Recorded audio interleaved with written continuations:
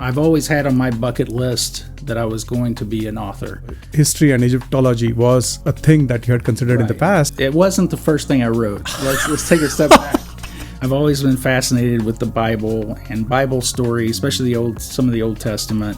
It was centered around Alexander the Great when he went in to conquer Egypt. I actually set my story in the 1880s. This was the original book, Ancient Civilizations. So I wanted it to be really about all this history, but I wanted it to be accessible. And I really wanted to work some of my buddies into the show or into the book. How long did this whole process take you end to end? So about 2 years to go through the entire, but I wrote both books. AI has allowed me to incorporate the history into my world building. And so what took me 4 months, I've done in weeks. Welcome to Good, Good, Good with Jeevan. Today's Good, Good, Good guest is Russell Cowdrey. Russell is a dear friend of mine. We have known each other for over 10 years now. Russell was a product manager, had his own startup, and now is a full-time author, indie author, writing fiction. So very apt that we had him on the podcast. And so without further ado, Russell, welcome. Thanks, Jeevan. I was so excited with the name Good, Good, Good, and I'll explain that later. I feel like I helped bring it to life in more ways than one. Absolutely, more ways than one. There's a lot of thought that went in behind the Good, Good, Good, but happy that it came to fruition in that way. I'm just happy your daughter insisted, and I'm really happy to be on here, and hopefully we can have a great discussion today. Absolutely. So to get right in, product management and then running a startup and then being a full-time writer, how did it come to be? I know you and I interacted quite a bit when you were working on the startup. Right. But after that, what led to the transition to you writing? Was it like, hey, let me get to writing because that's what I wanted to do? Or did you consider other things? How did it all come out to be? So, like a lot of authors who came out post-COVID, the pandemic really got me to reading again. And I've always had on my bucket list that I was going to be an author. I always thought it was going to be some boring book about online market research, which is what I did for 24 years at Usability Sciences. But as I got into COVID and I started reading on a daily basis, I found all these great indie authors. And one of them, Mark Edelheit, he's one of the big names in the fantasy world. Completely independent author. He wrote a book called Every Writer's Dream. And once I read kind of how he went about writing his first book and laying it all out, I said, this is an elephant I can eat. And so it's very much like product management. You kind of come up with your shell of your vision of what it's going to be. Then you have to really work on the details and then start painting between the lines. So there's a lot of synergy between that. Now there are some writers who just have an idea and they start writing. And I was not like that. I needed some structure at the beginning. The more I write, the more I feel like I can write a little bit more. It's called writing from the dark. And so COVID relit this passion for fantasy, science fiction, reading. And, I said, well, if Mark can do this, I can do this. What caused me to be a reader was my mother. So if you go all the way back when I was 4 or 5, and she gave me the choice of being in these book clubs. Now, y'all, I'm so old. Now everybody follows somebody. Getting there. People go on TikTok and they follow all the people who are giving all the recommendations. But back in the day, we got this little newsletter in the mail, and we got to pick from a list of available books. And she said you can pick 2 book clubs to be part of. And so I picked the History Book Club and the science fiction and fantasy. So I've always been just really into history and military history, Egyptology. I think when I was 5, I wanted to be a general or an Egyptologist. And, I started reading very young, 5, 6, started reading Arthur C. Clarke and Asimov and then Tolkien. And so going back to COVID and having this passion reignite, I'm like, I can do this. And so then I had to decide, well, how do I go about doing it? So. Wow. Now I can see why the novels have gotten written the way they have. If that was your background, where, history and Egyptology was a thing that you had considered in the past, it kind of makes sense. But fast forward to you actually writing after COVID. Right. It wasn't the first thing I wrote. Let's take a step back. So my first vision, actually, I've always been fascinated with the Bible and Bible stories, especially some of the Old Testament. And I tried to write a different kind of book. And I started writing it. And I realized about 4 chapters into this book that I was going to alienate 3/4 of Christendom. They were going to hate me. And so I said, I can't write that book. But I had come up, it was centered around Alexander the Great when he went in to conquer Egypt.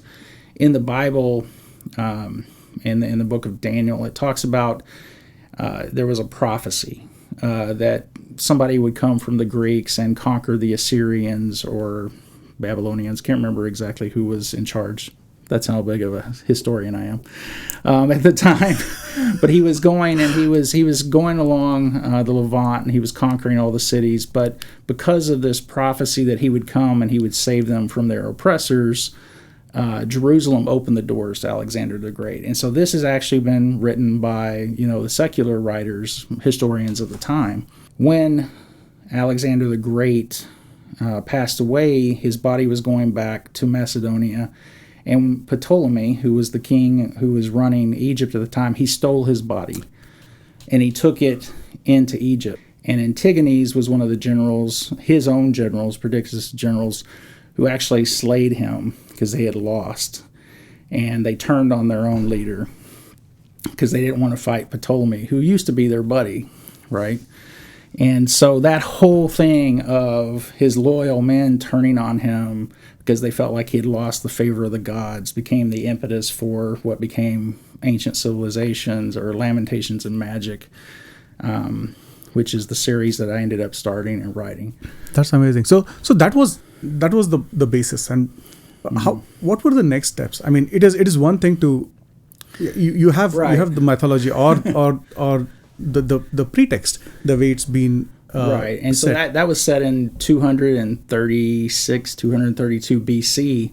In that little event, I actually set my story in the 1880s. So that event kicks off this Indiana Jones meets Stargate kind of series. And because that was what I wanted to write. I'd been reading a lot of, during that time, I'd been reading a lot of what's called portal fantasy, where you take humans from Earth and you stick them on a new planet or an alternate universe, whatever it may be. And I was really tired of just taking people I don't know, characters that I don't care about, and throwing them into this new world. And so I said, I want to include history, archaeology, and I want to build my characters before they go to this new world. And so this was the original book, Ancient Civilizations. And I wanted to highlight this because if you look at the font, it's quite a bit different than the other one, and we'll get to that later. But so I wanted it to be really about all this history, but I wanted it to be accessible. I didn't want to try to use language that was ancient language or anything like that. I wanted it to be easy to read. I wanted it to be an action adventure. And so I started researching 1880s, and I picked 1880s as because that was really when archaeology in Egypt kicked off with Napoleon, really. But shortly after that, it really became a big thing. and modern archaeology really started about that time. And I started researching, Egypt at the time. And I was like, hey, 1882, the British Army came and they conquered Egypt. And I really wanted to work some of my buddies into the show or into the book. And so I did a lot of research around the British Indian Army and which units were actually there during the invasion and would have been there in 1883 when my book starts. And so I made them and worked them into the overall structure. The research, also, the storyline, I had kind of the bigger picture of it, but I didn't know who the main characters were. I didn't know where it was going. I wanted to do, I don't know if anybody's ever seen the greatest Western of all time. We can argue about that. But it's The Outlaw Josie Wells. Definitively. One of Clint Eastwood's greatest movies. And so I wanted to create an Indiana Jones / Josie Wells, very tough character, not so much this devil may care attitude that you get and the snarky remarks you get with Indiana Jones, but a tough guy. And I started doing the research on the book, and part of that British takeover was there was the first Earl of Cromer, and he was fifth in line behind Queen Victoria to the throne. And I'm reading information on him because he was in Cairo at the time, and he would have interacted with my character.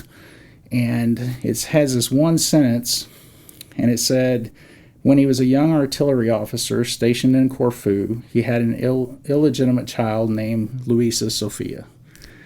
So my mind blows up with, here's a powerful man with an illegitimate child. She's going to be on the outside looking in of regular people and of the aristocracy. But that allows her to do things that, you don't normally get to do. And so I'm like, okay, now I have a male and a female lead. And I have my other two buddies that were with Jeevan, and we had a startup group. And I decided to give myself a writing prompt as I'm doing all this research, and I wanted to work my buddy Ali and Abu into the storyline. And so Abu becomes one of the main characters in the book, in that he is a 13-year-old orphan who Benjamin McGehee, who is my lead character, takes in. And then Louisa Sophia is this ethically challenged thief. We would use cat burglar, but that word didn't exist in the 1883, and that was my only rule. I tried to not use any terms that existed. Otherwise, the language is all fairly modern. So a lot of research went into, and I'm sure if you read the book, I'm sure you'll find a few that snuck in there that were from the 1900s or something. But that's amazing. And by the way, yeah, very kind of Russell when he was actually working it all out. The four of us, Russell, Ali, Abu, and me, we have been friends for about 10 years when the startup circle was very, very vibrant here in Dallas. But we've continued to meet. And it was amazing for the three of us to see that we made our way into the novel. It's one thing, in many ways, thanks to Russell, we are going to live forever. Well, I did change everybody's last name, so nobody has the same last name, but everybody has the same first name. And Jeevan is actually the doofadar. And I definitely think I've captured the personality, and he actually loves saying good, good, good. So when I heard about the podcast, I was like, all right, yeah, let's do this. Crazy. He's actually worked the good, good, good into the novel as well. So yeah, it was funny watching Jeevan when we played the audiobook version and we got to hear Jeevan say those words. Yeah, it's one thing to say it, and it's a whole other thing to see your character say it back to you. So I get the premise. I get the research that went in, especially from the Egypt standpoint. But all these other historical realms, like you had to go look at colonial India. You have to go and look at Europe and such. How did that research come about? How far did you have to go to find things out? Quite a ways. I mean, I would spend a lot of time researching. Let's take the Indian. It's the 13th Bengal Lancers. Yeah. You know, almost if you go back to any of the historical records, they're almost always from the British officer point of view. I couldn't find any good sources of the actual Indian soldiers recounting what was going on. And I would find conflicting information at first. You think the Bengal Lancers, well, you'd think they're actually in Bengali, but really they are part of Lahore. And the actual troops spoke Dogri, but finding that took a lot of really digging in and reading some accounts from different British officers. So I would get very detailed. I'm going to tell you the one thing that I've researched in all my historical writings, have researched to death, and it is a pain. It's maybe the time period that I picked. Toilets. Oh, wow. The 1883s, the modern toilet was a new invention. And so it was not, the language hadn't developed around toilets, restroom, lavatory. You know, everybody had a little bit different take on it. Outhouses, privies, all these things were in vogue. And trying to make sure you were doing it right, indoor plumbing at all. Because one of the sets that I use, the scenes are in the Shepherd's Hotel, which is one of the most famous hotels of the era, and almost all of the archaeologists of the day would have gone there. It was a very famous hotel. It burned down after World War II. So it was even famous up through World War II. And so you had to get it right. You have to get the details. Though nobody's really called me out on anything, so maybe I got everything right. And where was this hotel? It was in Cairo. Oh, wow. And so they rebuilt it after the 50s, and they moved the location. But I had to research the Bulaq Museum, which was the predecessor to the Egyptian Museum, which just got replaced with the big pyramid outside of the pyramids in Giza, and so it's amazing. You know, the original one was in a big giant warehouse next to the Nile in the Bulaq district. Wow. And so researching who were the curators and all that kind of stuff at the time. Wow. And then, so after this, how did you go about piecing it all together? Was there in terms of software development adage, I would say, I would go and create a flowchart. Right. Was there a semblance of a flowchart there? I built an outline. So I spent, I guess a lot of this research happened in different phases as I'm building the outline. And I outlined the first 2 books in the series. And I made the mistake of not outlining the 3rd book. I kind of knew what I wanted to do in the 3rd book. But because I wasn't a published author, I was very antsy to get published. And you're always telling people, hey, I'm about to publish a book. And it's taking a whole year to write the first book. And then you don't even understand what goes into the editing and the artwork and everything as an indie author. And so you just get tired of saying I'm about to be a published author. Yeah. And how did, so typically, so this is where, to bring in a thought experiment. Usually when it is time for me to write music, whether I write it on a notion that I've conceived or whether I've been commissioned to write a specific piece, the way it always works is there's an end goal and you start working towards it. There's always a starting point, exactly like how you said. But then the path of reaching the end goal is never straight, is never linear. There always are detours, and in many times you don't even know if you're going in the right direction, but it's always one step at a time and course correction.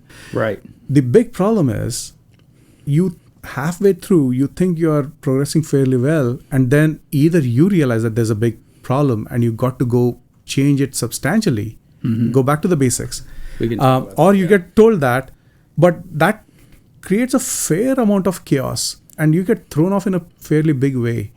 How was it with you? And did it play out this way where you're like, oh, you know what, I need to arrange these two blocks, and therefore, oh, the story downstream is thrown completely off track? Both. And in the first two books, I have both. So I made a lot of mistakes as I went into this process, but the best thing I did was I told myself I wanted to get some mentors. And so I reached out to Mark Edelheit, who wrote that book and was very successful. And he actually, had a couple of calls with me, and he actually introduced me to his developmental editor, Brandon Purcell. Brandon gave me his feedback, and he was like, I think this is a 4-star book, which, I'm thinking pretty good for my That's first great. try, Oh, right? totally. 100%. After I fixed a lot of things, and the role of the developmental editor is to look at the plot, look at the character arcs, to see if the story is flowing, the pacing, and help you with that. And in the case of Brandon, he really helps me with the military history and the historical aspects. And I'm teaching him a lot because he has expertise in certain things, and we go back and forth. He read the second book, because I wrote the first two books together as one. They were going to be one big giant book. And that was what I got halfway. I got through it, and everybody was telling me, you can't make a book that big that's the first book, because it was going to be 700, 800 pages. Well, big mistake number 2 is I split the book. Probably not in the best place. I didn't have a great natural break. And so I tried to make the character arc kind of the break. But part 2 of the book, which became Echoes of Ancients, Brandon comes back and he's like, it's just not overly, it's missing something. So I had to really think. It's like you get done and you're like, what did I do wrong? Yeah. And so I had to go back and I had to look at where can I really amp this up, and which one of my 3 main characters is really kind of missing something in his arc, and it was Abu, 13-year-old Abu. And so in the first third of my book, at the beginning of the book, I introduce a new character named Masako. But she got captured, became a slave as a young girl, and Abu ends up rescuing her. So I had to go back and add this character and all the changes that would account for her now going on the entire journey with my 3 main characters. Wow. And she becomes a mainstay in the next 2 books, in Echoes and then Harvest of Ancient Sorrows. Wow.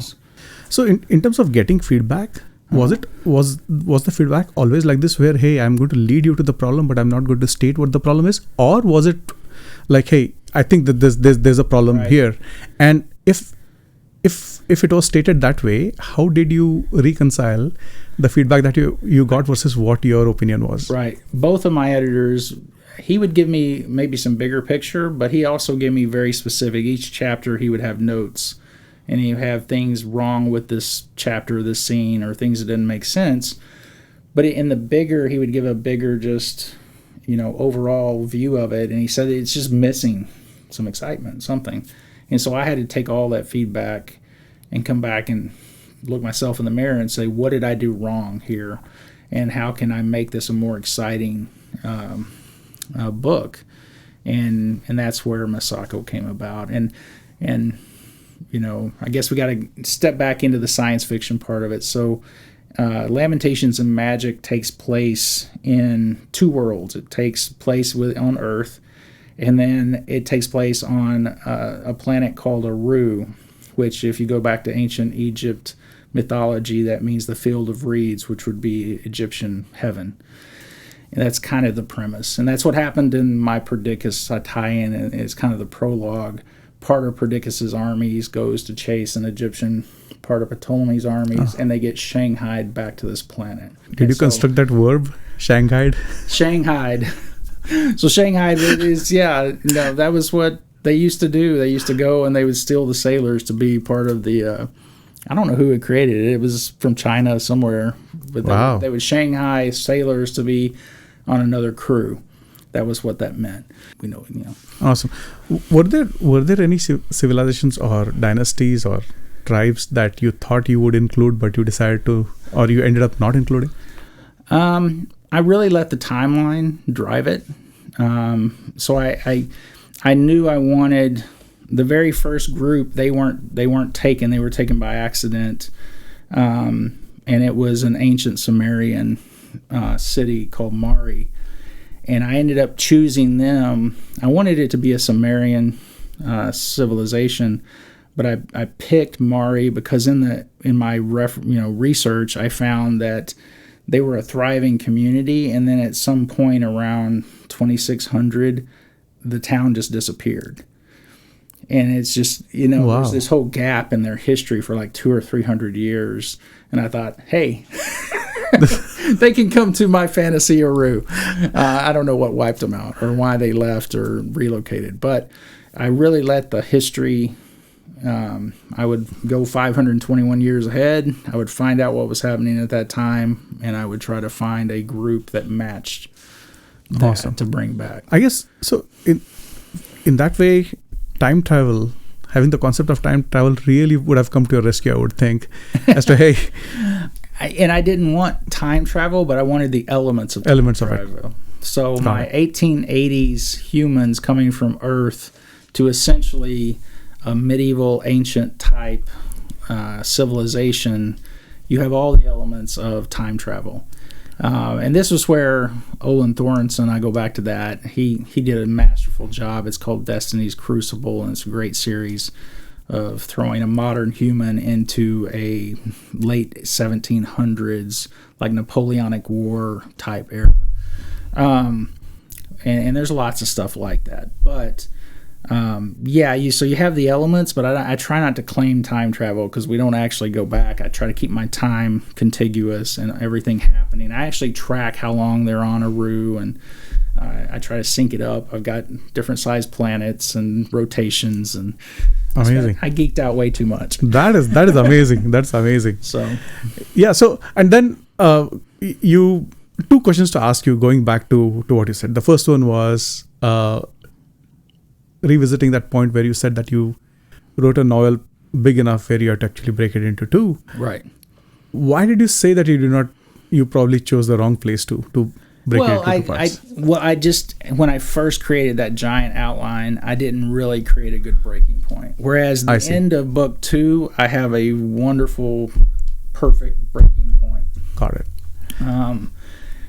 It just so happened I couldn't, after I'd already wrote it, so go back to that problem, I couldn't figure out where would I put it. And I really struggled with, well, do I put it when they just go to the planet? But then it wasn't quite long enough for me. And each book kept growing a little bit in size, which, there's a lot more effort in it. And so how, if say you had planned it out, that you're going to actually write 2 books and you're going to end book 1 in a certain way, how would that process have been? What would you have done differently? Well, it's so hard to say now. Because I when I wrote it, it was 1 book, and I had a perfect ending, which was it was sort of a cliffhanger, but it wasn't, right? There's a very slow romance throughout the series, and the main Louisa and Ben, they finally have their first kiss. It's after a big giant battle, and then, oh look, there's an alien invasion coming to wipe us out. That's kind of where we end it. Sorry for the spoilers, folks. So I don't know if I could have wrote what I wrote and still done it the same way. And so I think it really has kind of maybe affected people who get a little ticked off that it's a little much of a cliffhanger on book 1 right now. But I'm learning. How long did this whole process take you end to end? So I started in the latter end of 2020 doing the world building. I spent about 4 months on that. And then I published book 1 in February of 23. So about 2 years to go through the entire, but I wrote both books. So the second book I published in August, so about 6 months later.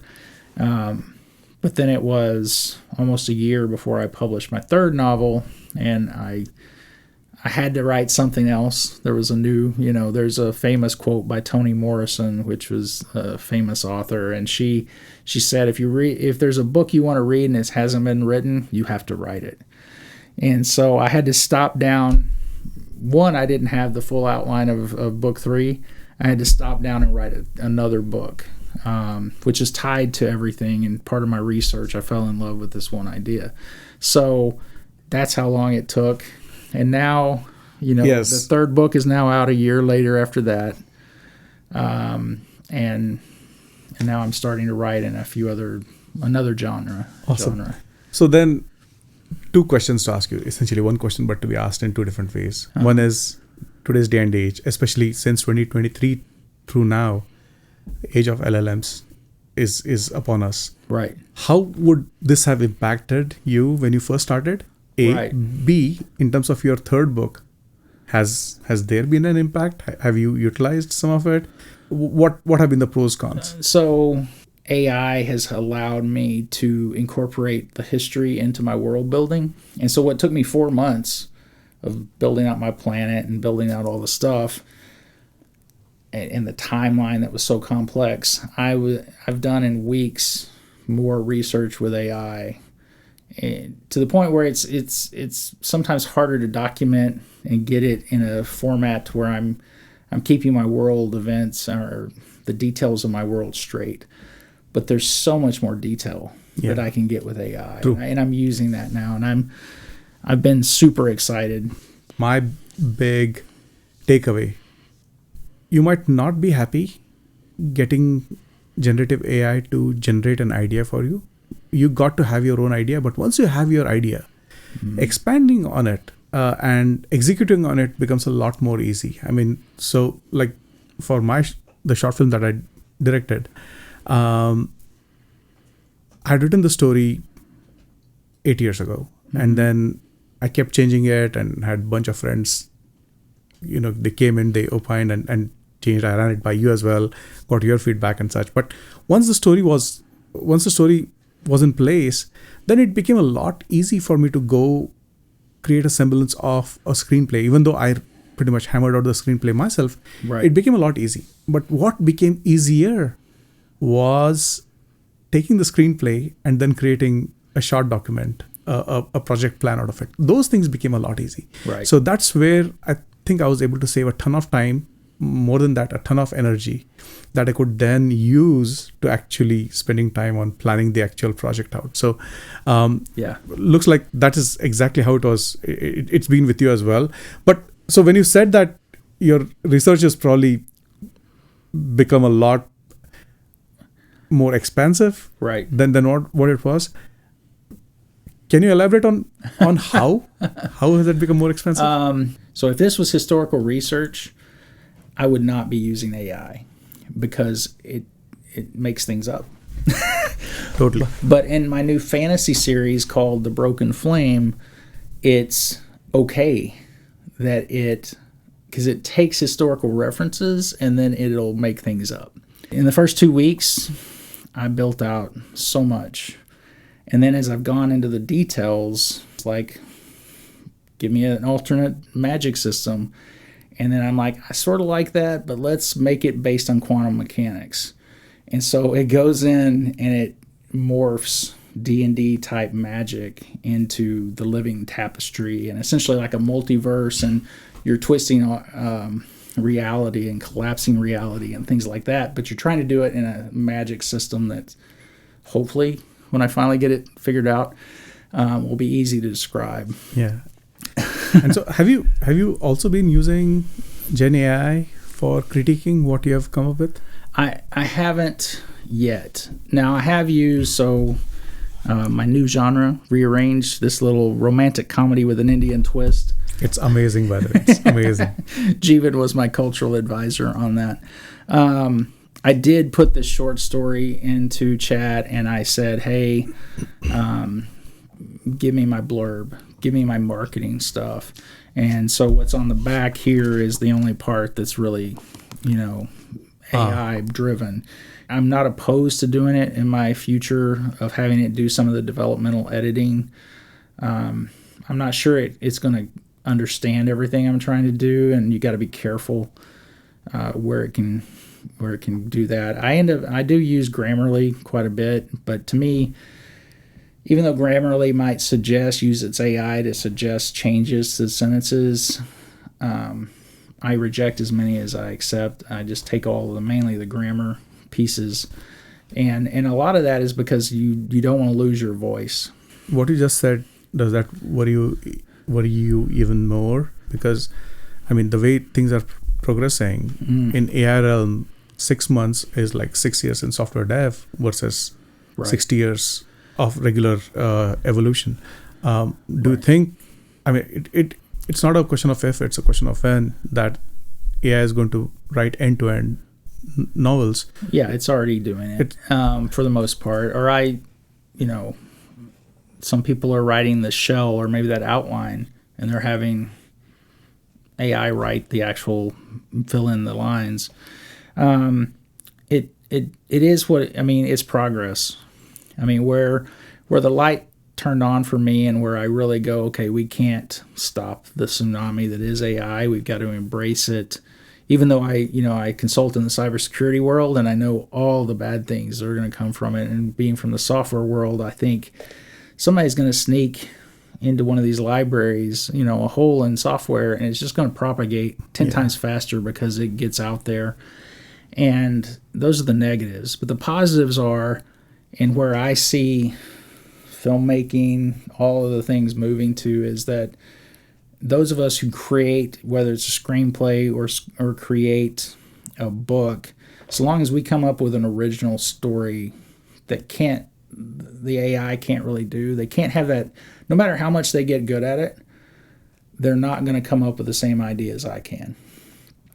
And it's kind of like that magic system. It's kind of a base vanilla thing, but I tweak it the way I want, and it becomes something new.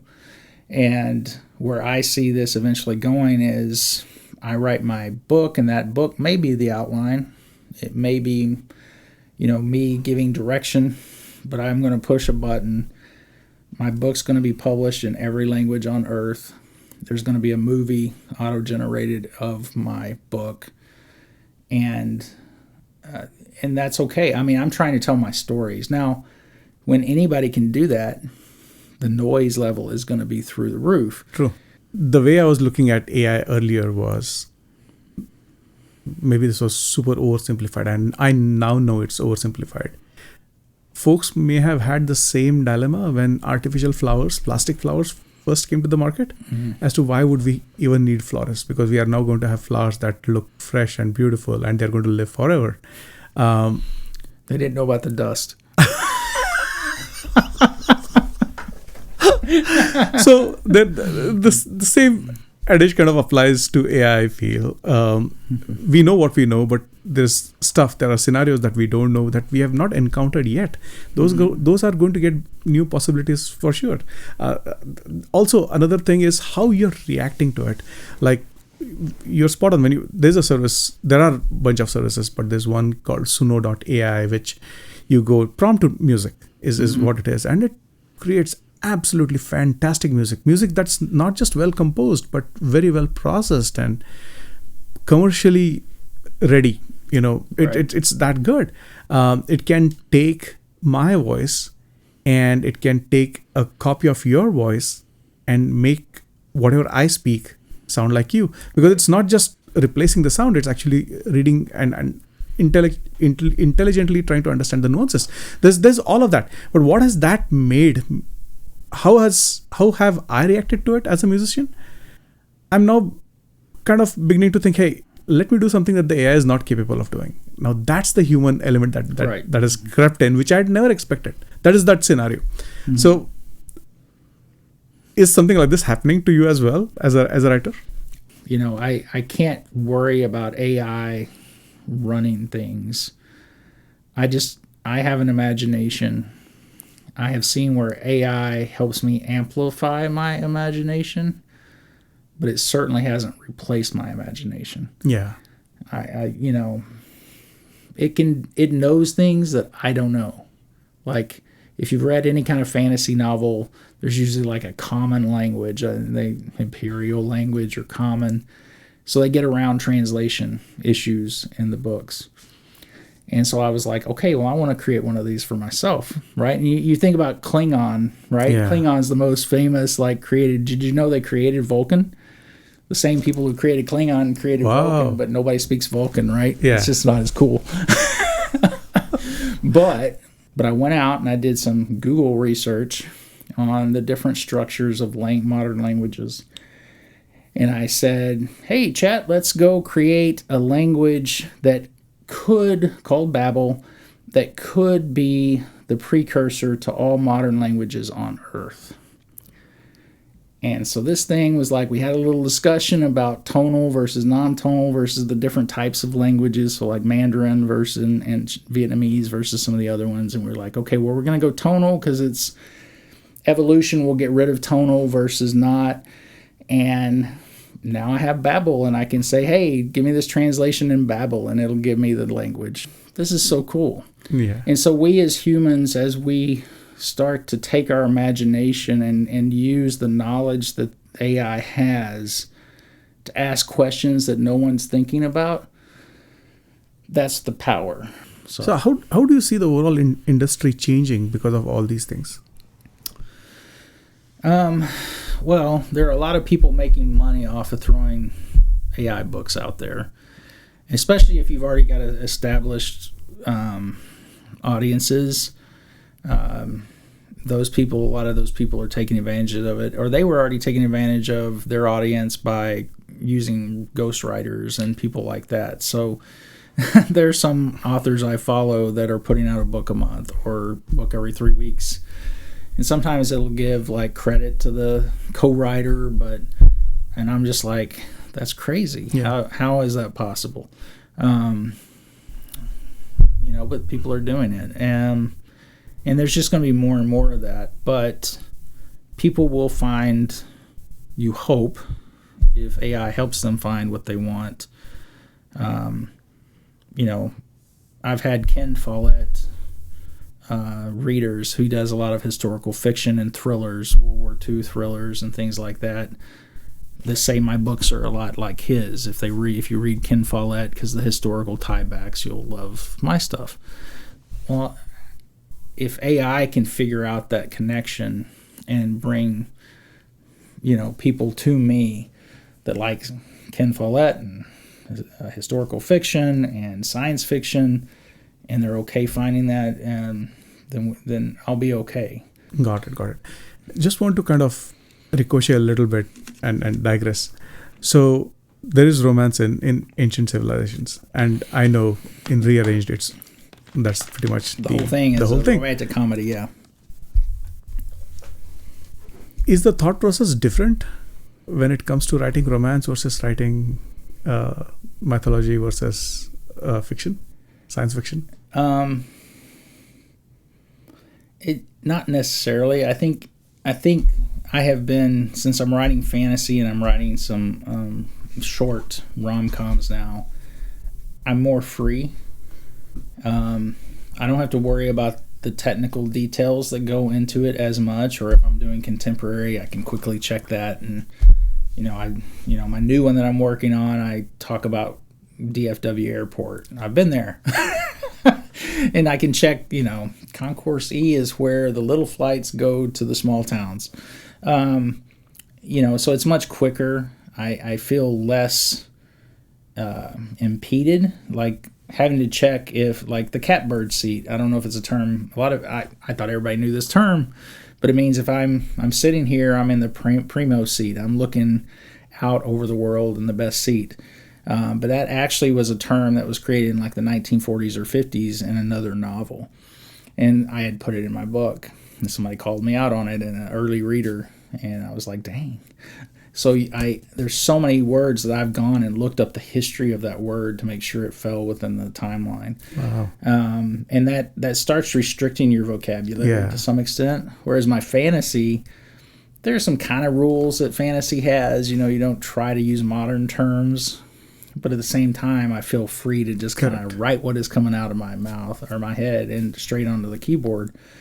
And so it's been fun. Awesome. So right there, is there a corollary to that as well, where you cannot use words that are in use today that were not in use back then, but there were words that were in use back then that are no longer being used, yet they need to find a way in the book? So I use sparingly. I use Victorian terms in ancient civilization. So, like for instance, somebody like Jeevan would be called a giggle mug. So it's a Victorian term for somebody who's always smiling. A lady sneaker would be the Playboy term from that time period. But I only sprinkle those in a little bit at a time. Got it. So like I'm writing a 29-year-old and like a 27-year-old in this little short story. And so I went out and researched some of the Gen Z terms. I just sprinkle a few in. And one of my characters, he's British, so I have to get some of that. I think it's hard for me to do contemporary, modern, other countries, especially the English speaking, because they have their own little lingo. Yeah. And it's hard to get it right. True. Ultimately, you are writing for people of this day and age, so it has to appeal to them. So, I remember there was not really a controversy, but there was a discussion about this super old historic film that got produced, super big budget film. A lot of it had to be made up because the guy who wrote the story went so far back. He went literally, like 2,000 years before Christ, and then he was trying to figure out the Harappa civilization and such. Right. So there's too much to fill in there, and then you have to make assumptions, and then you still have to show it. You get constrained, exactly like you said. And that spurred a discussion as to, hey, why are you using those words? And so... I think the further, and that's why I stuck to something that there's a lot of history and a lot of books and things that I can get what's going on in the 1880s. You get into the 1700s, you go further past, you have fewer and fewer references. Got it. And writing ancient history, I kind of cringe at trying to do that right. But because of the very reasons you're talking about. And so I have like a prologue about my Alexander soldiers getting taken to this new planet. And I actually have a little book that has the first 3 chapters of this book, and it's that prologue. It's called Alexander's Lost Army. And I published it for 99 cents, or I give it away free if you come to my website. So you can get a taste for what we're talking about. Yeah. And I just have to give in to myself and say there's only so far I can go. Yeah. Especially I'm using Jewish characters or Israeli characters from 300 or 400 years before Christ. Sure. So I've been wanting to ask you this question for a while now, talking about different genres and how the writing has to be for them. Now, if something that is all about human emotion, like if pretty much the plot of Rearranged, if it is romance, how do you go about doing it? And B, how do you make sure that ultimately one has to fall back on what you know, what your personal experiences are? How do you go about? How's the balance like? Hey, I'm going to use so much from my own personal experiences versus I'm going to draw upon societal experiences. I will say I use a lot of my own romance, and thankfully that drives my love of writing this. And I've enjoyed it so much. I'm starting a second one that's going to be about a little bit longer than the short story. So the kind of content you consume, the K-dramas, the C-dramas, are those the templates that you draw upon? Because music, that's how it is. There's no such thing as an original idea. Even though you are the composer, you still have so many templates to draw upon. There are motifs, there are progressions. Sometimes flat out you get told, "Hey, make it sound like this," yet it needs to be different. Right. So there is stuff to draw upon in such a big way. How does it work here? How does the inspiration work? I guess is the core of what you're saying. I kind of get this idea in my head, and I just start mulling it over. because of the 10,000 word limit with Rearranged, and because I had this meeting with you, and you were asked a question in the meeting by Abu or Ali, one of the two. They asked, "Are you from north or south India?" Yeah. And I cracked up. And the reason I cracked up, because I learned this little tidbit from my brother-in-law, who was born in Georgia, the state of Georgia. And he said, there is no middle Georgia. He said, if somebody is from Georgia, they say they are from North Georgia or South Georgia. And if they're really from Middle Georgia, what they'll say is, I'm from Southern Northern Georgia. And so I already was thinking about, running away was the theme of the anthology. And then I had this conversation. I just died laughing. I was like, it has to be about arranged marriages and running away and these two people meeting. And so that's what Rearranged came from. And so I have two versions. If you get the anthology, you'll get the 10,000 word version. But because someday I hope he has enough time. He's a very successful software guy. I hope he has enough time to make Rearranged into a movie and a script. And so that is absolutely still the plan. And so we've added in. It keeps getting pushed out. I understand, but I've added quite a few scenes into the book, and I'll even add a few more if we ever get that built. So or made. Absolutely. Stay tuned. Rearranged, the movie coming soon. So the one I'm writing right now, you heard where the inspiration for The Broken Flame came from, and what that story is turning into has become just something completely different because we'll talk about the second. But the second one that I'm writing, my mother is 84 years old. I've spent a lot of time with her in and out of the hospital and rehab facilities this year. And, her favorite movie, her favorite book, she was a big reader, as we talked about, was Gone with the Wind. And so I just started mulling over what kind of tie-in to Gone with the Wind could I create. And so the next book is going to be called The I Don't Give a Damn Girl.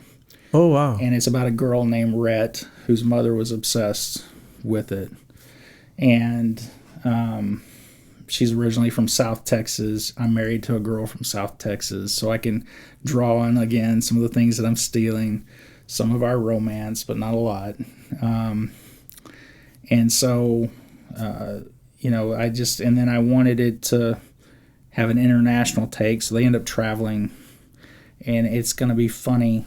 And it's going to be just lots of horrible things, like a Ben Stiller movie that might happen to poor Rhett sometimes, embarrassing moments. But then in the end, it's going to be about her finding her guy and her guy finding this girl who, even though she thinks she doesn't give a damn, she gives a damn way too much. Way too much.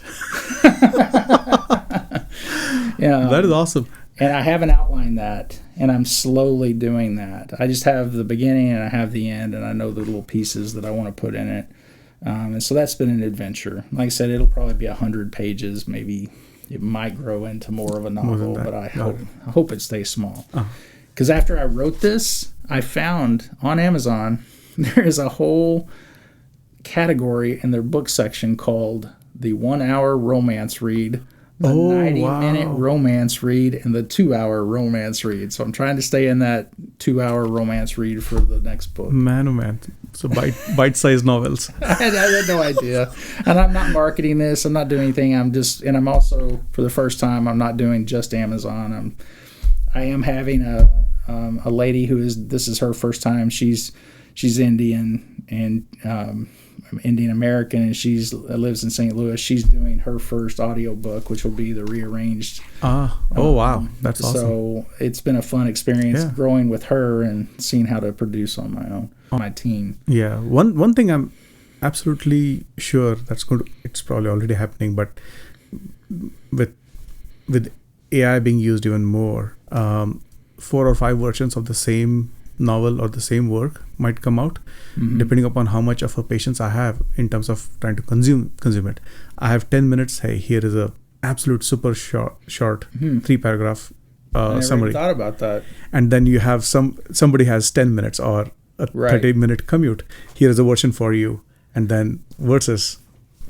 Yeah, Here's I don't the know. Maybe I'll form. take some of my books and turn them into little synopses. That would be a and bite-sized probably- consumption is tremendous. Especially, I did not think it would be a trend that would stick, but especially when it comes to visual media, like what folks do is they take entire movies, break them down into reels, 1 minute at a time, Wow. and you watch 1 minute at a time, and it is as compelling. Right. Sometimes you go watch a clip completely out of context. It's probably out of 60 clips, it's clip number 24, but it's still riveting. Right. Because if that scene is compelling, it's yeah, compelling. yeah, because you tend to fill in the gaps as an audience as to what may have come before it, what is going to come after it, and that is what starts holding you to it. That's really a great idea. I think I could do small, short versions of all of these and do it that way. I'd love to do manga. You know, if you can get the AI to create the characters and keep them consistent, and it doesn't cost you a fortune. I'd love to turn these into. This is absolutely. Yeah, you've got the perfect IP. manga. You can do these things. I mean, That is awesome. This is such a fantastic conversation. Yeah, this has been fun. And very fun. Quite honestly, I mean, we've discussed all of this quite a bit. We see each other, very frequently enough to be in very regular touch. But to have an in-depth conversation like this has been it's been just amazing to have a conversation. So thank you for stopping by. Yeah. And wish you all the best with the new novel, and I'm really hoping to see what new comes out of newer versions of ancient civilizations and more newer work. I can't wait to go to the screen. Rearranged. So thank There you you for go having again. me. Good. Awesome. There you go. So this has been the Good with Jeevan, and our good guest Russell Cowdrey is absolutely good. Yeah. So Thanks for Russell, once again, thank you so much for stopping by. You bet. Thanks.